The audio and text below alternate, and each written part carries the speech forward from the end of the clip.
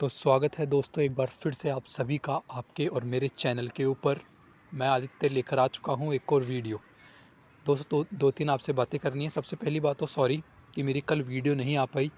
Actually मैं कहीं बाहर गया हुआ था, इस चक्कर में मेरी वीडियो नहीं आ पाई। दूसरी बात दोस्तों, अब आप चिंता ना करें। मुझे ऐसा लग रहा है कि आप लोगों को जो है करंट अफेयर्स ही ज़्यादा अच्छे लग रहे हैं, तो अपन करंट अफेयर्स की क्लास को ही अब जो है कंटिन्यू रखेंगे। और मेरा जो वो वाला प्लान था कि मैं यूपीएससी का सिलेबस एक एक करके डिस्कस कराऊं, तो वो मैं आपसे बीच बीच में डिस्कस करता रहूँगा। हर संडे को अपन यूपीएससी का सिलेबस डिस्कस कर लेंगे और मंडे टू सैटरडे अपन करंट अफेयर्स को डिस्कस कर लेंगे। तो चलिए शुरू करते हैं आज की क्लास। सबसे पहला क्वेश्चन दोस्तों आपकी स्क्रीन के ऊपर, where is major Dhyanchand national stadium is located. Major Dhyanchand national stadium कहाँ पर है? तो ये है दोस्तों आपका दिल्ली के अंदर। ठीक है। अब दोस्तों मेजर ध्यानचंद के बारे में बात करें अगर अपन, the major Dhyanchand award officially known as major Dhyanchand award for lifetime achievement in sports and games is the lifetime achievement sporting honour of the republic of India. The award is named after hockey wizard major Dhyan Chand. So दोस्तों wizard का मतलब होता है basically magician या फिर कह लीजिए जादूगर। तो हॉकी के जो जादूगर माने जाते हैं वो माने जाते हैं दोस्तों मेजर ध्यानचंद। नो 1000 इंटरनेशनल इन्होंने गोल किए हैं during a career which spend over 20 years. It is awarded annually by the ministry of youth affairs and sports. दोस्तों यहाँ पर आपको ये वाली लाइन इंपॉर्टेंट है। मेजर ध्यानचंद अवार्ड जो है कौन सी मिनिस्ट्री देती है? तो वो देती है दोस्तों ministry of youth affairs and sports. Ministry का क्वेश्चन भी दोस्तों यूपीएससी में बहुत बार पूछा गया है और बच्चे कंफ्यूज हो जाते हैं। मिनिस्ट्री ऑफ कौन सी मिनिस्ट्री है? तो मेजर ध्यानचंद अवार्ड देती जो मिनिस्ट्री है वो है दोस्तों ministry of sports and youth affairs. अगला question, recently which country's great footballer Pele passed away at the age of 82। तो दोस्तों 82 ईयर्स की एज के अंदर पेले जी का निधन हो गया है और ब्राज़ील के ही फुटबॉलर थे। आगे अपन इनके बारे में और बात करेंगे। तो दोस्तों ये बेसिकली ब्राज़ीलियन फुटबॉलर थे, ध्यान रखिएगा। बहुत इंपॉर्टेंट पर्सनैलिटी है दोस्तों ये, बहुत ही ज़्यादा। यूपीएससी के अंदर तो शायद डायरेक्ट नहीं पूछा जाएगा, लेकिन हो सकता है कि आपके जो छोटे एग्ज़ाम्स होते हैं यूपीएससी के कंपैरिजन में उनके अंदर ज़रूर इससे क्वेश्चन बन जाए। अगला question, which country's former president has been sentence to prison for 11 years. So अभी हाल ही में ही दोस्तों मालदीव्स के जो पुराने प्रेसिडेंट थे जिनका नाम था अब्दुल्ला यामीन जी, इनको बेसिकली 11 साल की सज़ा हुई है। अब यूपीएससी ये नहीं पूछेगा कि किसको सज़ा हुई है, हो सकता है पूछ भी ले किसको सज़ा हुई है, लेकिन वो पूछेगा दोस्तों इंडिया और मालदीव्स के रिलेशंस के बारे में, इंडिया और मालदीव्स के कन्फ्लिक्ट्स के बारे में। तो चलिए इंडिया और मालदीव्स के रिलेशंस को अपन डिस्कस आउट कर लेते हैं। Recently the national college for policing and law enforcement was inaugurated by India's External Affairs Minister during his 2-day visit to Maldives in 2022। एक पॉइंट तो आपको ये ध्यान रखना है दोस्तों यहाँ पर कि अभी हाल ही में ही national college for policing and law enforcement जो है इनाग्रेट किया गया है अपने एक्सटर्नल अफेयर्स मिनिस्टर के द्वारा। दूसरा दोस्तों एक रिहेबिलिटेशन सेंटर भी बनाया जा रहा है।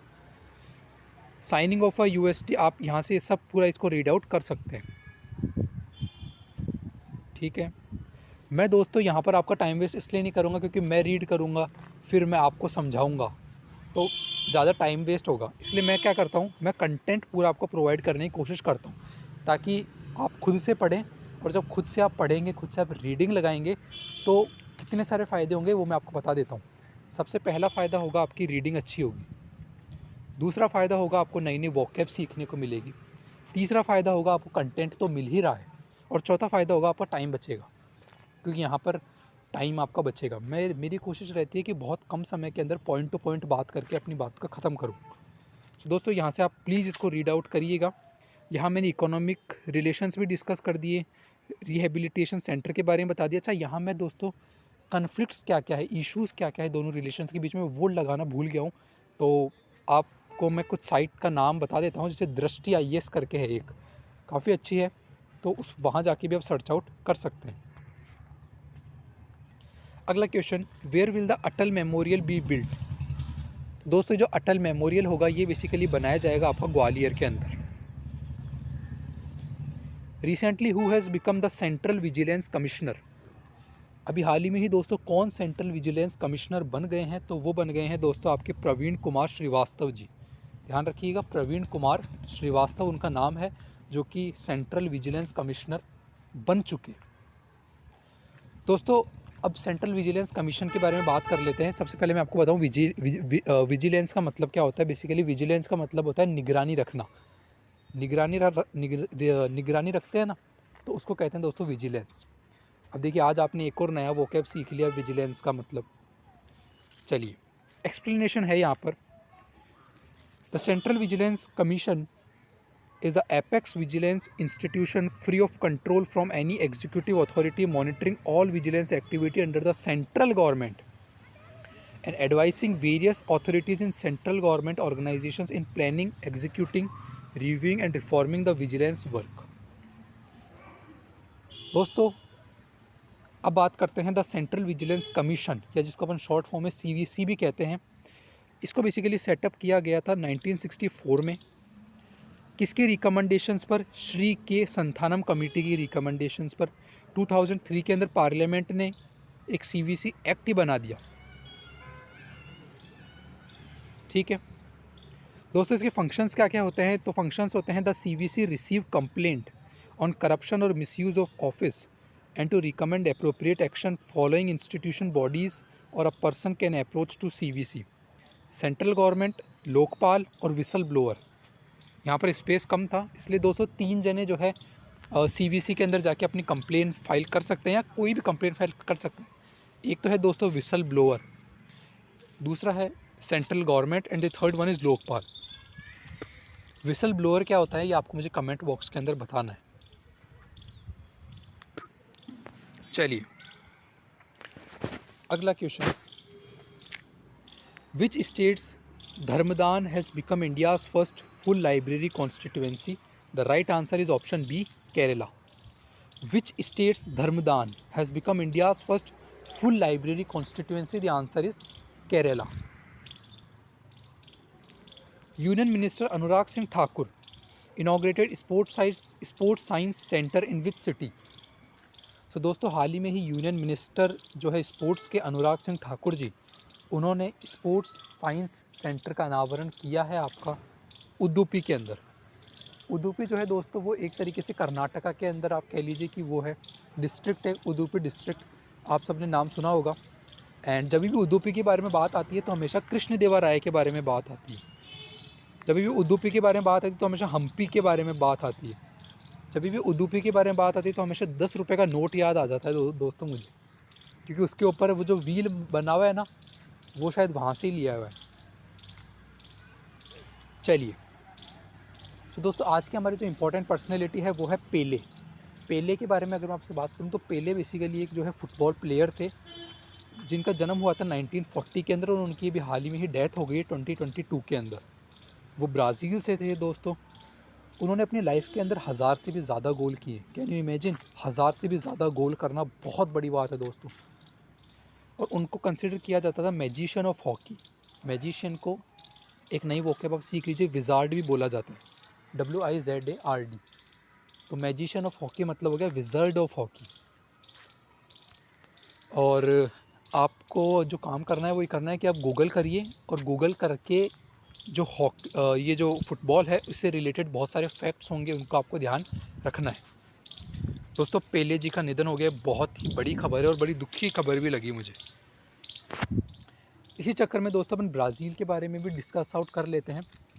ब्राज़ील के बारे में बात करूँ अगर मैं, तो ब्राज़ील इसलिए इम्पोर्टेंट प्लेस बन जाती है दोस्तों क्योंकि पेले जो थे वो बेसिकली ब्राज़ील से ही बिलोंग करते थे।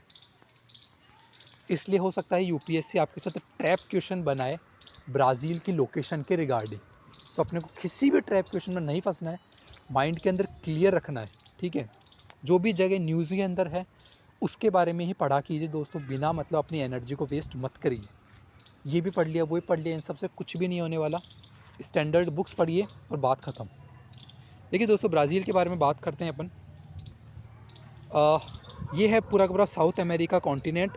यहाँ पर आपको अटलांटिक ओशन देखने को मिल रहा है और यहाँ पैसिफिक ओशन है इस तरफ, इधर भी अटलांटिक ओशन है।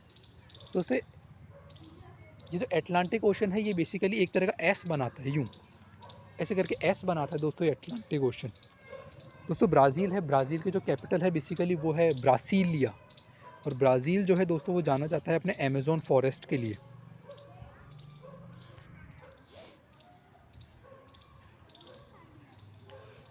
इसके बाद दोस्तों ये है अपने कुछ प्रीलिम्स के फैक्ट्स। आपको पता है मैं आपको प्रीलिम्स के फैक्ट्स भी डिस्कस आउट कराता हूँ जो भी न्यूज़ में रहते हैं। तो दोस्तों अभी यूनियन मिनिस्टर ने इनॉग्रेट किया है मेगा डेयरी इन कर्नाटका। अब देखिए यहाँ डेयरी के बारे में बात हुई है तो ये कोई नहीं पूछेगा कि मेगा डेयरी कहाँ इनॉग्रेट किया है। आपसे क्या पूछा जाएगा? आपसे पूछा जाएगा ऑपरेशन फ्लड क्या है, आपसे पूछा जाएगा वाइट रिवॉल्यूशन क्या है, आपसे पूछा जा सकता है मिल्क के अंदर इंडिया कौन से नंबर पर आता है पूरे वर्ल्ड के अंदर प्रोडक्शन में या कंजप्शन में। उसके बाद दोस्तों अभी हाल ही में ही प्रहारी मोबाइल ऐप को लॉन्च किया गया है बेसिकली बॉर्डर सिक्योरिटी फोर्स के लिए। तो आपको ध्यान होना चाहिए कि बॉर्डर सिक्योरिटी फोर्स क्या है, BSF क्या है। उसके बाद दोस्तों इंडिया की सबसे पहली जो मेट्रो रेल टनल है वो बनाई जाएगी हुगली रिवर के ऊपर। India's first metro rail tunnel was built in the Hooghly river. उसके बाद दोस्तों इंडिया एंड काइप्रस ने बेसिकली एग्रीमेंट साइन किया है डिफेंस और मिलिट्री कोऑपरेशन के ऊपर। तो डिफेंस और मिलिट्री कोऑपरेशन के ऊपर दोस्तों इंडिया और काइप्रस ने जो है आप कह लीजिए कि एग्रीमेंट साइन किया है। अब दोस्तों यहाँ पर आपको काइप्रस की लोकेशन क्लियर होनी चाहिए एकदम। जस्ट वेट एक सेकेंड।